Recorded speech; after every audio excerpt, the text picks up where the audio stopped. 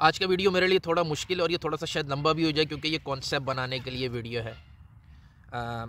تو 3 واقعات سے شروع کروں گا۔ یہ تینوں واقعات کا میرے سے مطلب ڈائریکٹ یہ لوگ میرے سے رابطے میں تھے، تو ان 3 کے واقعات میں آپ کو بتا رہا ہوں۔ آج کا ٹاپک یہ ہوگا کہ یہ جو 2 واقعات ہوئے ہیں کشتی الٹنے کا، ایک تو تارکین وطن کی، دوسرا یہ کہ ٹائٹن کے ڈوبنے کا۔ اس پہ ہمیں تھوڑی سی روشنی ڈالنی ہے، تھوڑا سا کلیئر کرنا ہے چیزوں کو۔ دوسرا یہ کہ پاکستان سے لوگ ڈیسپریشن میں نکلتے ہیں، تو آپ کو ظاہر ہے ہر کسی کا اپنا ایک اسٹریس کا لیول ہے، لیکن نکلنے سے پہلے آپ کو کن باتوں پہ بہرحال ضرور غور کرنا ہے، یا مجھ سے جب لوگ مشورہ کرتے ہیں یہ 3 واقعات میں آپ کو ایک چیز کلیئر ہو جائے گی کہ میں بھی کیسے مشورہ دیتا ہوں اگر جب کوئی کرتا ہے۔ میرا یہ کام نہیں ہے ایکچولی، تو لیکن بہرحال ظاہر ہے ہر کسی سے لوگ رابطے میں ہوتے ہیں، تو کیونکہ میری ویڈیوز ادھر ادھر کبھی چل رہی ہوتی ہیں کچھ گروپس میں، تو لوگ رابطہ کرتے ہیں۔ تو پہلا واقعہ خیر یہ میرا جاننے والا ہی تھا، پاکستان سے شروع کرتے ہیں۔ پہلا واقعہ پاکستان میں ایک بندے نے مجھ سے رابطہ کیا، میں اسے جانتا ہوں۔ اس نے رابطہ یہ کیا کہ عمر بھائی آسٹریلیا آنے کا میرا کوئی سلسلہ دیکھیں۔ یہ 2019 کی بات ہے جب اس نے مجھ سے رابطہ کیا تھا، کووڈ سے پہلے کی بات۔ اس نے کہا جی مجھے آسٹریلیا آنا ہے۔ میں نے کہا یار تمہارے پوائنٹس نہیں بنتے، جو ایج ہے، جو ایکسپیرینس ہے وغیرہ وغیرہ۔ اس کی جاب چھوٹ گئی تھی پاکستان میں، اسٹرگل کر رہا تھا وہ۔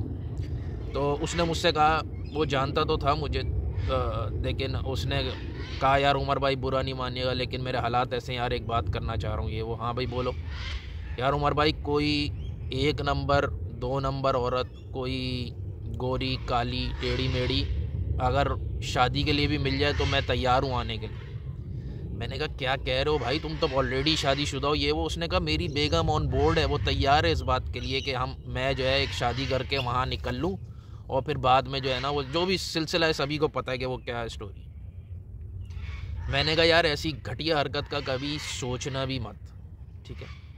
تو شاید اسے میری بات پسند نہ آئی ہو، میں تھوڑا سا بلنڈ بھی ہوں بہت سارے معاملات میں۔ تو خیر نمبر 2 دوسرا واقعہ، مجھ سے ملیشیا میں ایک لڑکے نے رابطہ کیا۔ وہ ینگ تھا، میٹرک پتہ نہیں پاس تھا فیل تھا، ایک ہی دفعہ اس سے بات ہوئی میسنجر پہ، اس کے بعد پھر کبھی بات نہیں ہوئی۔ اس نے مجھ سے کہا یار عمر بھائی مشورہ کرنا ہے۔ کیا جی؟ میں یہاں ملیشیا پہنچ چکا ہوں اور مجھے آسٹریلیا آنا ہے، اور مجھ سے کسی ایجنٹ نے میں رابطے میں ہوں، وہ اتنے پیسے لے رہا اور وہ کشتی کے ذریعے ہمیں آسٹریلیا چھوڑ دے گا، تو آپ کا کیا خیال ہے؟ میں نے کہا ایک تو آسٹریلیا کشتی سے اب آنا ایک تو تقریباً ناممکن ہے، دوسرا میں نے کہا مجھ سے مشورہ لوگے اس غیر قانونی اور غیر اخلاقی گھٹیا حرکت کا، ایک تو سوچو بھی مت، ٹھیک ہے۔ میں نے اسے کچھ اور مشورے دی کہ ایسے ایسے تم آ سکتے ہو۔ اس نے کہا یار عمر بھائی نہیں جلدی آنا ہے، آپ کو نہیں پتہ کہ کیا گزر رہی ہے ایک دن۔ بھائی کیا ہو گیا؟ جی عشق کا معاملہ ہے، لڑکی اس وقت آسٹریلیا میں۔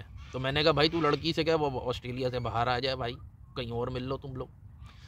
تو پتہ چلا اس لڑکی کی شادی ہو گئی، وہ شادی ہو کے آسٹریلیا آ گئی، اور اب اس کو وہ اپنے شوہر کے ساتھ اور ادھر ادھر تصویریں بھیج کے جلا رہی ہے، اور بول رہی ہے کہ اگر تمہاری اوقات ہے حیثیت ہے تو آ کے دکھاؤ آسٹریلیا، ٹھیک ہے۔ وہ اس کو مزید مطلب بھڑکا رہی ہے، تو یہ بھڑک میں آ کے جو ہے نا یہ حرکتیں کر رہے ہیں کہ بھائی میں ڈنکی لگا کے آ جاؤں گا شاید آسٹریلیا۔ میں نے اس کو انتہائی سختی سے منع کیا، ظاہر ہے اس کے بعد سمجھ نہیں آیا۔ میں نے کہا بھائی تم 19 کے آج ہوئے ہو، ہم 19 کے 19 سال پہلے ہو چکے تھے، اور یہ ٹائم ہم پہ گزرا ہے، بڑے عشق ہم نے بھی نمٹائے ہیں، بڑی ماموں بنے ہیں، سب کچھ ہوا ہے۔ دفع کرو، زندگی آگے بڑھاؤ، لعنت بھیجو، اب وہ کسی اور کے نکاح میں چھوڑو اس بات کو، مطلب یہ اچھی بھی بات نہیں ہے۔ لیکن ظاہر ہے وہ انہوں نے کہا عمر بھائی آپ نہیں سمجھیں گے، خدا حافظ۔ چلو جی خدا حافظ ہو گیا۔ تیسرا واقعہ ایک خاتون آسٹریلیا میں تھیں، انہوں نے مجھ سے رابطہ کیا، ان کی شادی ہوئی تھی۔ اچھا شادی ہوئی، یہاں بندہ نیشنل تھا، وہاں وہ پاکستان میں تھیں۔ اتنا رابطہ شروع میں نہیں ہوتا تھا، پھر وہ یہاں آ گئیں شادی ہونے کے بعد۔ تو شوہر کا مزاج تو ٹھیک تھا، پہلے جب نکاح ہوا تھا تب بھی شوہر کوئی خاص رابطہ نہیں کرتا تھا، ان لاس کرتے تھے۔ تو خیر وہ پھر یہاں آ گئیں۔ اب جب یہاں آ گئیں تو شوہر سے ان کا کوئی تعلق ہی نہیں، سالوں گزر گئے، 5 سال گزر گئے بھائی، کوئی ان کا شوہر سے کوئی اس طرح کا تعلق ہی نہیں۔ تو ظاہر اولاد بھی نہیں، کچھ نہیں، بس ایسی ٹائم پاس ہو رہا ہے۔ تو انہوں نے مجھ سے رابطہ کیا کہ بھائی اب میں فلاں اسٹیپ لے لوں۔ تو میں نے کہا بھائی آپ آج تک کیا سو رہی تھیں، کیا ہو رہا تھا بھائی، جو جب آپ پہ اتنی گزر رہی تھی تو یہ بات آپ کو ریس کرنی چاہیے تھی. انہوں نے کہا جی میں نے جب ریس کی تو یہ ہوا کہ بیٹا ابھی گزارا کرو, یوں ہو جائے گا, صحیح ہو جائے گا. اور میں نے کہا آپ نے بھی مان لی. تو اب اس نے کہا میرے پاس واپسی کا آپشن نہیں تھا, میں واپس نہیں جا سکتی تھی, مجھے رہنا تھا آسٹریلیا میں. آسٹریلیا کو دیکھ کے میں نے ڈیسائیڈ کر لیا تھا اب یہاں سے تو بہرحال نہیں جانا, تو مجھے اب یہاں پہ بہرحال ٹکنا تھا. تو اب ان لوگوں کو جو بھی میں نے مشورے دیے ہوں گے یا لوگوں کو جو بھی مشورے ملتے ہیں, اب ظاہر ہے یہ لوگ ان تینوں کا ایک ہی بات کہنا تھی کہ آپ ہماری سچویشن کو نہیں سمجھ سکتے. اور وہ لوگ صحیح کہہ رہے تھے, کیونکہ جس پہ گزر رہی ہوتی ہے وہ جانتا ہے کہ یار ایک ایک دن وہ بندہ جو کہ اپنی پہلا بندہ جو کہ اپنی بیوی بچوں کو فوڈ پرووائڈ نہیں کر پا رہا ہوگا ٹیبل پہ, اس کے اوپر کیا گزر رہی ہوگی روزانہ, وہ میں نہیں جان سکتا. تو میں یہاں بیٹھ کے ان کو جج کرنا بڑا آسان ہے. لیکن اسٹریس کا نام ہی اسی کا ہے کہ وہ آپ کی فیصلہ کرنے کی قوت کو شل کر دیتا ہے. اسی لیے آپ دوسرے سے مشورہ کرتے ہو, کیونکہ دوسرا اس اسٹریس میں نہیں ہے. آپ مجھ سے کیوں مشورہ کرو, کیونکہ میں اس اسٹریس, میں بھی دوسروں سے مشورہ کرتا ہوں اپنے بارے میں کہ جب میں اسٹریس میں ہوتا ہوں اور قوت فیصلہ میری اپنے بارے میں متاثر ہو جاتی تو میں ظاہر ہے دوسروں کے پاس جاتا ہوں. لیکن دوسروں کے پاس جانے سے پہلے بھی ہمیں ایک فریم ورک اگر ہم جو کہ ہمارے معاشرے میں سمہاؤ ہماری تربیت میں نہیں ہے اس کا خیال رکھیں تو ہمیں افاقہ ہو. اور وہ جو یہ 3 واقعات میں نے جو سلیکٹ کیے تھے وہ یہی تھے کہ میں نے تینوں کو جو مشورہ دیا تھا جس بیس پہ, وہ تھا پہلے والے کو اخلاقی بنیادوں پہ کہ یار یہ غیر اخلاقی حرکت ہے. دوسرا والا جو کر رہا تھا ڈنکی مارنے کے چکر میں وہ غیر قانونی حرکت تھی. اور تیسری جو وہ کر رہی تھی یا جو نہیں کر پا رہی جو بھی ان کی سچویشن تھی, تو ان کو دیکھنا چاہیے تھا کہ یار میرا مذہب اس معاملے میں کیا کہتا ہے. جو کام, اب میں زیادہ نہیں بتا رہا کہ وہ کیا ہو رہا تھا, گو کہ یہ لوگ میرے پاس فیس بک پہ ابھی ایڈ نہیں ہیں, لیکن بہرحال وہ ایک حد تک ہی میں کسی کے بارے میں بتا سکتا ہوں. تو آپ کو خیر کہنے کا یہ مقصد تھا کہ بھائی جب آپ کوئی کام کرنے جاتے ہو تو آپ نے دیکھنا کیا یہ غیر اخلاقی تو نہیں ہے, غیر قانونی تو نہیں ہے, اور غیر مذہبی تو نہیں ہے. اب اس بیس کو ہم اس چیز کو اپنا بیس بناتے ہوئے اب ان دونوں واقعات کو دیکھتے ہیں, یہ جو کشتی تارکین وطن کی ڈوبی اور ٹائٹن کا. دیکھیں کشتی جو ڈوبی یہ کام جو ہے 50 سال سے ہو رہا ہے, یہ آج کا نہیں ہے کہ یار ملک کے حالات ایسے. تو یہ ملک کے حالات صرف 6 اضلاع میں خراب ہیں جہاں سے لوگ جاتے ہیں, منڈی بہاؤالدین, گجرات, اور انہی جگہ کے خراب ہیں. باقی سب جگہ دودھ کی نہریں بلوچستان میں بہہ رہی ہیں, سندھ میں زبردست ماحول چل رہا ہے, سارا کچھ ہے. ایسا ہے, اس فینامنا کو سمجھنے کی ضرورت ہے کہ یہ خاص ایریا سے ہی لوگ کیوں جاتے ہیں. نمبر 2, جو 25 لاکھ روپے منیمم یعنی کہ ایڈوانس دے کے لوگ جا رہے ہیں, تو سوچیں کہ وہ کیا وہ اتنے غریب ہوں گے جنہوں نے 25 لاکھ ادھار پہ بھی ارینج کر لیے. لیکن اگر انہوں نے ارینج کر لیے تو اب مطلب وہ اتنے بھی تو غریب نہیں ہوں گے نا. اچھا ادھر میں ایک چیز بتا دوں, میں ظاہر ان افسوسناک واقعات میں جتنے ظاہر ہے ان شہداء سے بھی مجھے ہمدردی, ان کی فیملی سے بھی ہمدردی. میں ایک فینامنا کی بات کر رہا ہوں. مثال کے طور پہ میں کارگل وار کو کرٹیسائز کروں گا لیکن کرنل شیر خان کو نہیں کر سکتا, وہ ہمارے سر کا تاج ہے, وہ شہید ہے. تو کہنے کا مقصد ہے اس فینامنا کی بات کر رہا ہوں. یہ بیچارے جو لوگ شہید ہوگا ان کو میں کچھ نہیں کہہ رہا, میں اس فینامنا کی بات کر رہا ہوں کہ کیا جو لوگ یہ جاتے ہیں ڈنکی لگا کہ کیا ان کے پاس قانونی, اخلاقی اور مذہبی جواز ہے. شاید ان میں سے کچھ لوگ ایسے ہوں جو سیریا سے آ رہے ہوں جہاں جنگ ہے, جہاں پہ ان کی شارٹ لائف کو خطرہ ہے, ان کے پاس شاید جواز ہے مذہبی یا اخلاقی, چاہے قانونی نہ ہو لیکن کچھ تو ہے. تو جو پاکستان سے لیکن جا رہے تھے یہ زندگی بچانے کی ہجرت, نہ زندگی ان کی خطرے میں تھی نہ یہ ہجرت دین کے لیے تھی. اب وہ شاید ضرورت نہیں تھی ان کو ادھر جانے کی, یا جو لوگ جاتے ہیں ان کو ضرورت نہیں ہے وہاں جانے کی. میں کمپیئر کر کے بتا رہا ہوں. اب لوگ بولیں گے یار تم خود تو بیٹھے ہو تو تمہارے لیے بڑا آسان ہے یہ باتیں کر لینا, کہ پاکستان کے حالات اتنے خراب نہیں ہیں کہ آپ غیر قانونی طور پہ ان ملکوں میں آؤ. کیونکہ جب آپ غیر قانونی, ہم قانونی بیٹھے ہیں ان ملکوں میں, تو جتنا آپ لوگوں کو اچھا لگ رہا ہے نا اتنا حالات یہاں پہ بھی اچھے نہیں ہیں کہ یار بڑا جناب عیاشیاں, درختوں سے یہ میرے پیچھے پتے نہیں گر رہے, ڈالر گر رہے ہیں, ایسا نہیں ہوتا.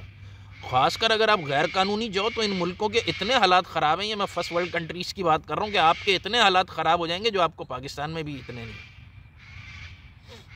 اب یہ جو گئے کشتیوں میں ان کے سب سے زیادہ ذمہ دار وہ رشتہ دار ہیں جنہوں نے پاکستان سے بھی پش کیا جاؤ, اور جو اصلی کلپرٹس وہ ہیں جو وہاں بیٹھے ہوئے تھے, اٹلی, یونان وغیرہ میں جو بیٹھے ہوتے ہیں, جو بولتے ہیں آ جاؤ یہاں سیٹنگ ہے, اور وہ مالی سپورٹ بھی کرتے ہیں، وہ یہ بھی کہتے ہیں کہ ہم تمہیں سیٹ کرا دیں گے، اور وہ کراتے بھی ہیں. یہ کلپریٹ ہیں، ان کے وہاں مفادات بھی ہوتے ہیں. تو ان کو بھی گورنمنٹ کو چاہیے کہ بھائی ان کی بھی تھوڑی سی چھترول کا انتظام کرے. کوئی قانونی ایکشن چاہے وہ یورپ میں لینا پڑے چاہے پاکستان میں لینا پڑے، ان لوگوں پہ بھی ایکشن لیا جائے. دوسرا ٹائٹن، کیا ٹائٹن میں جو لوگ گئے لوگوں نے انہیں کرٹیسائز کیا کہ جانے کی کیا ضرورت تھی اور فلانا تھا، جلنے کی عادت، اڑنے کی طبیعت. اور اسی فریم ورک میں دیکھتے ہیں کہ کیا ان کے پاس جواز تھا، قانونی، اخلاقی اور دینی جواز تھا جانے کا؟ جی ہاں تھا. نمبر 2، کسی کا پیسہ ہے بھائی، اس کی مرضی. نمبر 3، کہ اس طرح کے ایڈونچر، اس طرح کے ایکسپیرینس سے ہم جیسے جو اللہ معاف کرے بھکاری مائنڈ سیٹ ہے، ہم لوگ نہیں سمجھتے کہ ان چیزوں سے ہوتا کیا ہے. امیروں کو پتہ ہے کہ ان چیزوں سے کیا ہوتا ہے. میں نے ایک نیٹ ورکنگ پہ بھی کر چکا ہوں کہ ایسی جگہوں پہ کیسی نیٹ ورکنگ ہوتی ہے، اور ایسی جگہ پہ جا کے آپ کا دماغ کتنا کھلتا ہے اور آپ کو اندر چیلنج لینے کی کتنی صلاحیت آ جاتی ہے. آپ اپنے آپ کو کتنا کانفیڈنٹ محسوس کرتے ہو جب ایسی جگہوں سے ہو کر واپس آ جاتے ہو. تو ٹائٹن کو انٹرنیشنل میڈیا نے کیوں اہمیت دی؟ اس لیے دی کہ یہ انجینئرنگ کی جو انجینئرنگ کی سائیڈ ہے، یا مرین کی آپ کہہ لیں کہ جو ٹیکنالوجی کی سائیڈ ہے، اس میں یہ واقعہ ایک انقلاب لائے گا. بہت سارے چینج ہوں گے، قانون چینج ہوں گے، انجینئرنگ بہت ساری چیزیں ریویو کی جائیں گی. دوسرا اس لیے کہ یہ اسپیشل ایک طرح کی ایک مشینری تھی، ایک اسپیشل وہیکل تھا. اسی طرح لوگ بھی جو بیٹھے تھے وہ اسپیشل تھے. اس میں کوئی شک نہیں کہ امیروں کو تھوڑی سی زیادہ ملتی ہے، لیکن اس میں جلنے جلانے کی تو کوئی بات نہیں.